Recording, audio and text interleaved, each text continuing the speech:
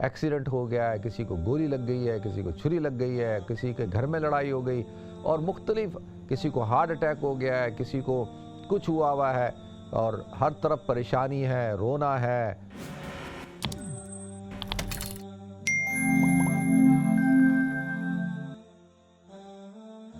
الحمدللہ رب العالمین والعاقبۃ للمتقین والصلاۃ والسلام علی اشرف الانبیاء والمرسلین وعلی آلہ وصحبہ اجمعین، اما بعد فاعوذ باللہ السمیع العلیم من الشیطان الرجیم، بسم اللہ الرحمن الرحیم، وہو الذی یقبل التوبۃ عن عبادی ویعفو عن السیئات، صدق اللہ العظیم۔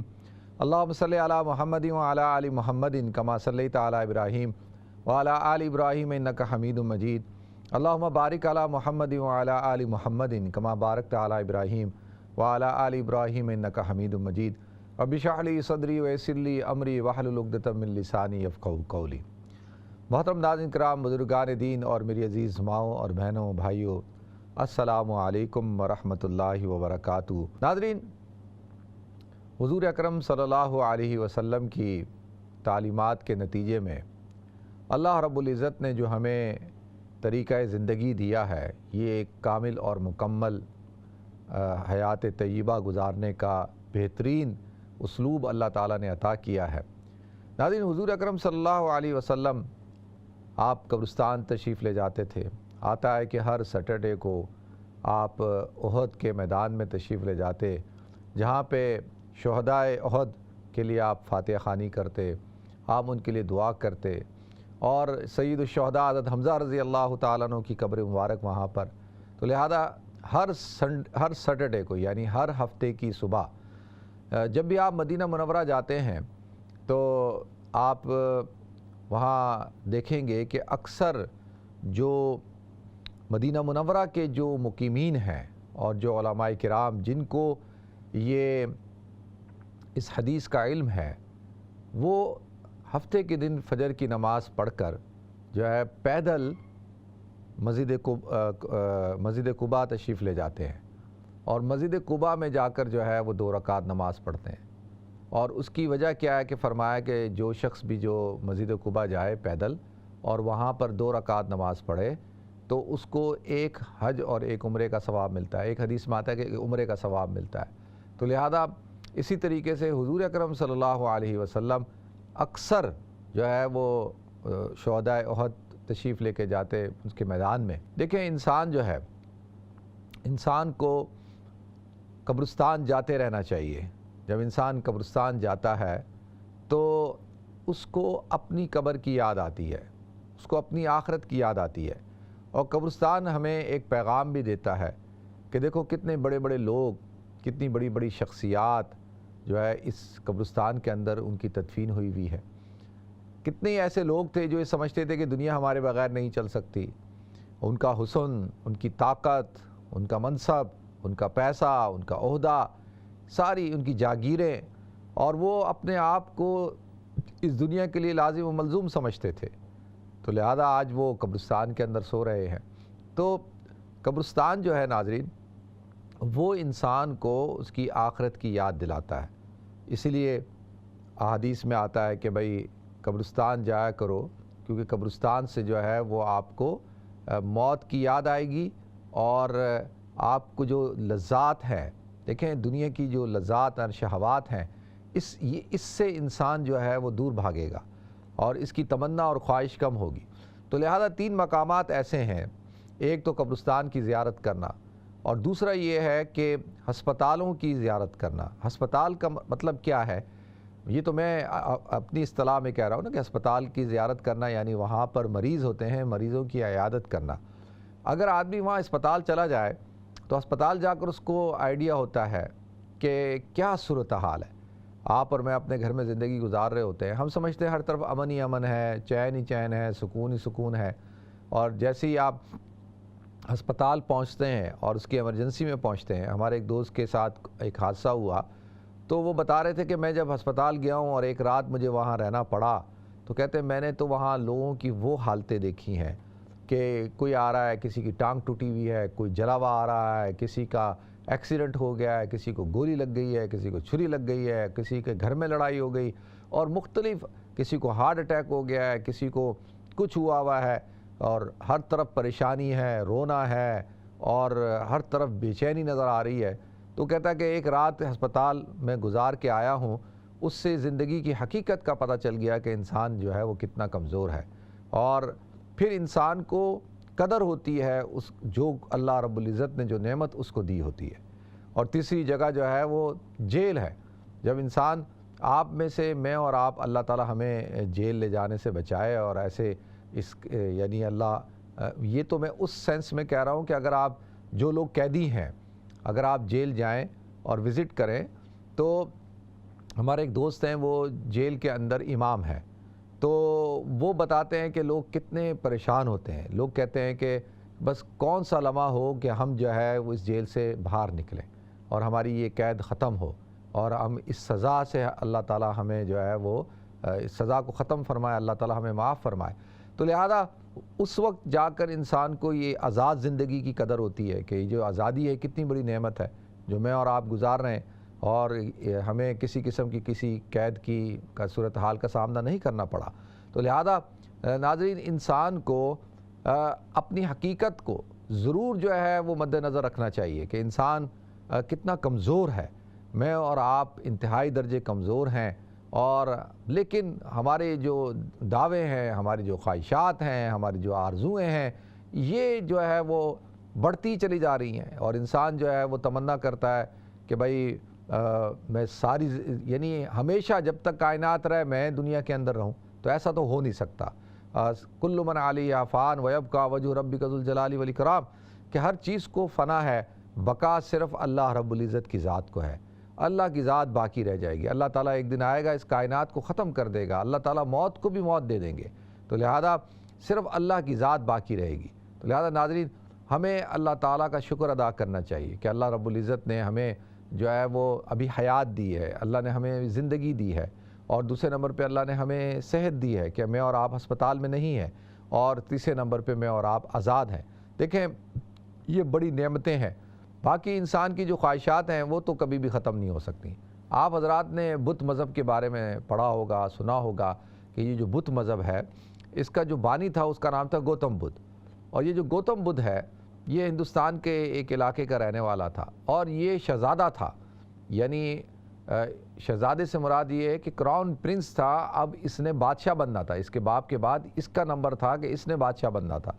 لہذا ناظرین، اس نے جب اس کا بچہ 7 دن کا ہوا تو یہ اپنے بیوی بچے کو چھوڑ کے چلا گیا، اور چلا گیا جنگلوں کے اندر اور ویرانوں کے اندر، اور جب اس نے جو ہے وہ آتا ہے کہ یہ اس نے ایسا کیوں کیا، تو اس کے بارے میں آتا ہے کہ کئی میں نے پڑھا کہ بھئی ایک دفعہ یہ راستے میں جا رہا تھا تو اس نے دیکھا ہے کہ کتا ہے اور وہ بہت ہی زیادہ کمزور اور بیمار اور لاچار ہے، اور گھسیٹ کے اس کی 2 ٹانگیں جو ہے وہ ختم ہو چکی ہیں، اور وہ 2 ٹانگوں سے چل رہا ہے اور اس کو گھسیٹتا ہوا چل رہا ہے، تو اس کو دیکھ کے بڑا وہ ہوتا ہے کہ یہ اتنی تکلیف کے اندر ہے، اتنی تکلیف میں کیوں ہے یہ۔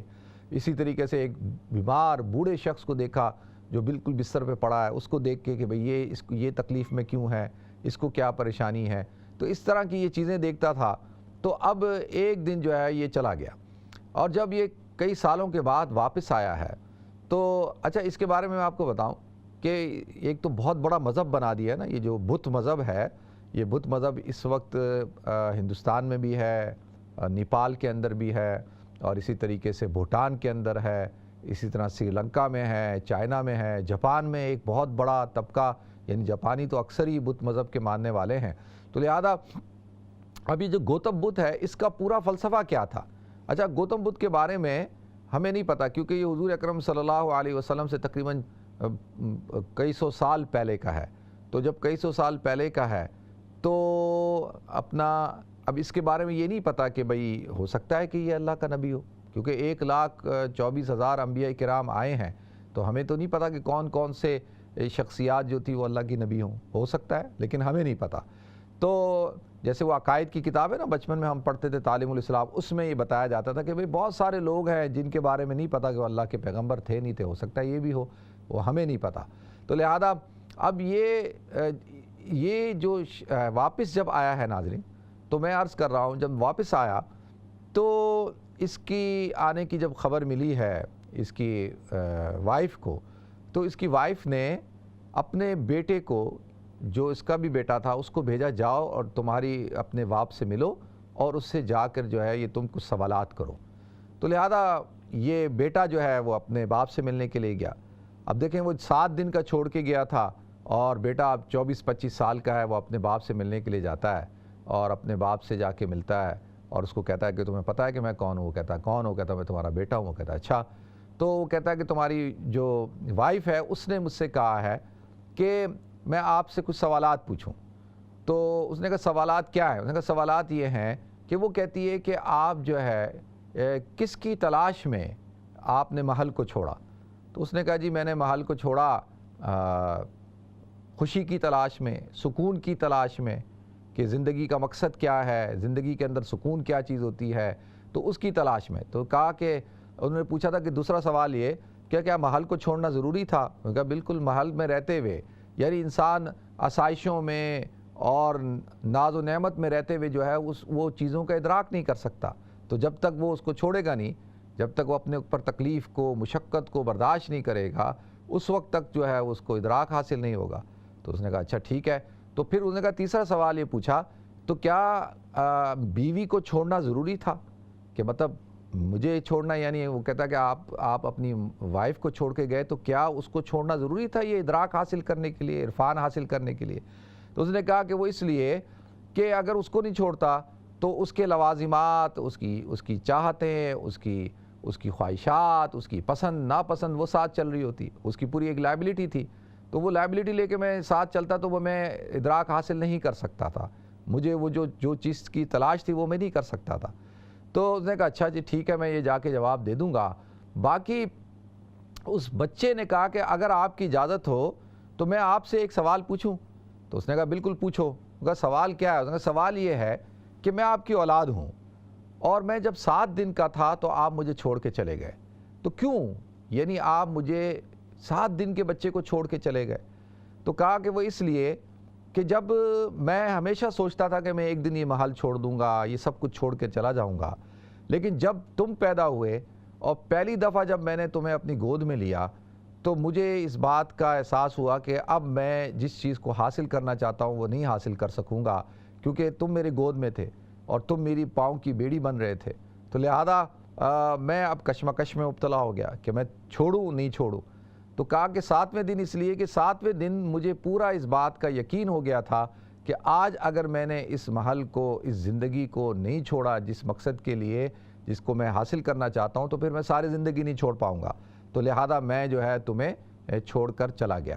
تو اس کے بیٹے نے ایک عجیب بات کی، اس نے کہا کہ مجھے نہیں پتا کہ آپ کیا حاصل کرنا چاہتے تھے اور کیا آپ پانا چاہتے تھے اور کیا آپ نے وہ پایا بھی یا نہیں پایا، لیکن میں یہ سمجھتا ہوں کہ جو شخص جو ہے اپنی 7 دن کے بچے کو چھوڑ کے چلا جاتا ہے اور اس کو چھوڑ کر جا کے کچھ حاصل کرنا چاہتا ہے تو وہ جو بھی حاصل کر لے لیکن وہ اپنے مقصد کو نہیں پا سکتا، کیونکہ اس نے ایک 7 دن کے بچے کو چھوڑا اور ایک بچے کو اپنے باپ سے جدا کیا، اپنے آپ سے جدا کیا۔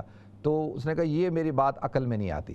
ناظرین، تو اس سے پوچھا کہ بھئی آپ نے کیا حاصل کر لیا؟ یعنی آپ نے بادشاہت چھوڑی، بیوی کو چھوڑا، ساری آسائشیں، نعمتیں سب کچھ چھوڑی، اپنی اولاد کو چھوڑ دیا، حاصل کیا کیا؟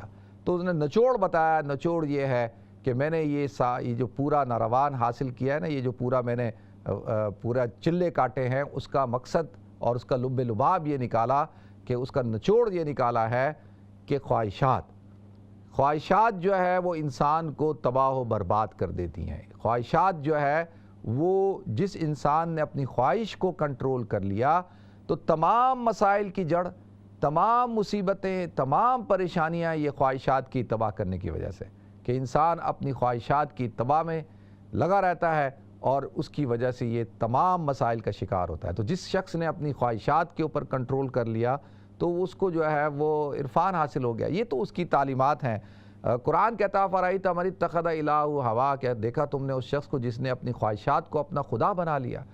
تو لہذا ناظرین، انسان کی جو خواہشات ہیں نا وہ کبھی بھی ختم نہیں ہوتی اور وہ ہمیشہ جو ہے وہ اس کی خواہشات بڑھتی ہی چلی جاتی ہیں۔ اس لیے کہا کہ جب وہ قبرستان جائے گا تو قبرستان میں دیکھے گا کہ تم جیسے لوگ، اگر تو کوئی حکمران ہے تو وہ دیکھے گا کہ بڑے بڑے حاکم، بڑے بڑے ایسے جو بادشاہ تھے، ایسی شخصیات جو ہے وہ قبرستان کے اندر سو رہی ہیں۔ اسی طرح اگر تم جو ہے وہ بزنس مین ہو، تاجر ہو، تو تم دیکھو کہ بڑے بڑے تجار جن کی بڑی بڑی تجارت تھی، انڈسٹریاں تھیں، وہ قبرستان کے اندر ہیں۔ اگر تم بہت بڑے جاگیردار ہو تو بڑے سے بڑا جاگیردار جو ہے قبرستان کے اندر ہے۔ تو لہذا انسان کو جا کے اس کی حقیقت پتہ چلتی ہے کہ اینڈ کیا ہے۔ دیکھیں آج انسان جتنا بے یقینی کا شکار ہے اس سے پہلے کبھی بھی نہیں تھا۔ آج کا انسان ترقی یافتہ انسان، ہر ٹیکنالوجی اس کے پاس ہے، لیکن سب سے زیادہ بے یقینی کا شکار ہے۔ اور اس کو کس بات کا خوف ہے، اندیشہ ہے، بے یقینی کس بات کی ہے کہ کسی وقت بھی میں اس دنیا سے چلا جاؤں گا۔ خوف کیا ہے کہ کل آنے والا دن میرے لیے کیا خبر لائے گا، کیا مجھے کینسر تو نہیں ہو جائے گا، کیا مجھے یہ کووڈ-19 تو نہیں ہو جائے گا، کیا مجھے جو ہے اسٹروک تو نہیں ہو جائے گا، کیا مجھے ہارٹ اٹیک تو نہیں ہو جائے گا۔ ہر آدمی جو ہے بے یقینی کا شکار ہے اور اس کو اس بات کا خوف ہے کہ وہ جو ہے مر جائے گا۔ اچھا، اب جب وہ اس چیز کا شکار ہو گیا تو اس کا نتیجہ کیا نکلنا چاہیے تھا؟ اس کا نتیجہ نکلنا چاہیے تھا کہ بھئی انسان اللہ کی طرف متوجہ ہوتا، انسان آخرت کی تیاری کرتا۔ لیکن انسان تو غافل ہے، انسان تو جو ہے وہ تو غفلت میں پڑا ہے۔ وہ تو اپنے ہاتھوں سے اپنے عزیزوں کو دفناتا ہے، اپنے والد کو دفناتا ہے، اپنی والدہ کو دفناتا ہے، اپنے دوستوں کو دفناتا ہے، اپنے ساتھیوں کو دفناتا ہے۔ لیکن ان کو دفناتے ہوئے وہ یہ نہیں سوچ رہا ہوتا ہے کہ ایک دن میں نے بھی اسی طریقے سے چلے جانا ہے اور مجھے بھی میرے دوست احباب، میرے گھر والے قبر کے سپرد کر دیں گے، اس مٹی کے سپرد کر دیں گے۔ لیکن یہ انسان کی غفلت ہے۔ اقترب للناس حسابهم وهم فی غفلۃ معرضون۔ تو اللہ کیا کہتے ہیں کہ حساب کا وقت قریب آ گیا لوگوں پر، لیکن وہ غفلت میں پڑے ہوئے ہیں اور وہ اعراض کر رہے تھے۔ لاہیۃ قلوبہم، ان کے دل متوجہ نہیں ہوتے۔ تو لہذا اسی لیے انسان کو چاہیے کہ بھائی قبرستان جاتا رہے اور اس کو پتہ ہو کہ بھائی میری جو ہے وہ حقیقت کیا ہے، ایک دن میں نے یہاں آنا ہے۔ ایک بزرگ سے کسی نے پوچھا کہ جی آبادی کا راستہ بتا دیں، تو انہوں نے جو ہے وہ کہا کہ اس طرف چلے جاؤ۔ تو وہ شخص گیا، تو وہ اینڈ میں جب پہنچا تو وہاں قبرستان تھا، تو وہ وہاں سے واپس آیا، آ کے غصہ ہوا کہ جی میں نے آپ سے پوچھا تھا کہ آبادی کا راستہ بتائیں۔ تو انہوں نے کہا بھائی ادھر جو بھی جاتا ہے وہ کبھی میں نے آتے ہوئے نہیں دیکھا، ہاں جہاں پہ بربادی ہے، جہاں پہ حفصہ نفسی ہے وہ اس طرف ہے، وہ چلے جاؤ شہر کے اندر۔ تو لہذا میرا اور آپ کا جو سب کا ٹھکانہ جو ہے وہ قبر ہے۔ تو لہذا اسی طریقے سے ناظرین، ہمیں مریضوں کی عیادت کرتے نا، ہم اسپتال جائیں تو اسپتال جب جائیں گے تو ہمیں اندازہ ہوگا کہ سیکنڈوں کے اندر انسان جو ہے اس کی حالت یہ ہوتی ہے کہ وہ بالکل بستر پہ پڑا ہوتا ہے، ڈاکٹروں کے آگے پڑا ہوا ہے۔ کل تک یہ بڑا حکمران تھا، بڑا جرنل تھا، بڑا وزیر اعظم تھا، بڑا جاگیردار تھا، بہت بڑا انڈسٹریلسٹ تھا، بہت بڑا پہلوان تھا، بہت بڑا ایکٹر تھا، بہت بڑا اسکالر تھا، پروفیسر تھا، دانشور تھا۔ آج جو ہے وہ ایسا پڑا ہے لاچار ہو کے، اور جو ہے اس کی کوئی اپنی حیثیت نہیں ہے۔ اسی طریقے سے اللہ تعالیٰ مجھے، آپ کو، ہم سب کو اپنی خواہشات کو کنٹرول کرنے کی توفیق عطا فرمائے۔ اللہ تعالیٰ ہمیں سمجھ عطا فرمائے کہ اللہ نے ہمیں دنیا میں کس لیے بھیجا ہے، تاکہ ہم کامیابی کے ساتھ اس وقت کو گزاریں اور اللہ تعالیٰ ہمیں کامیاب کرے۔ وآخر دعوانا الحمدللہ رب العالمین۔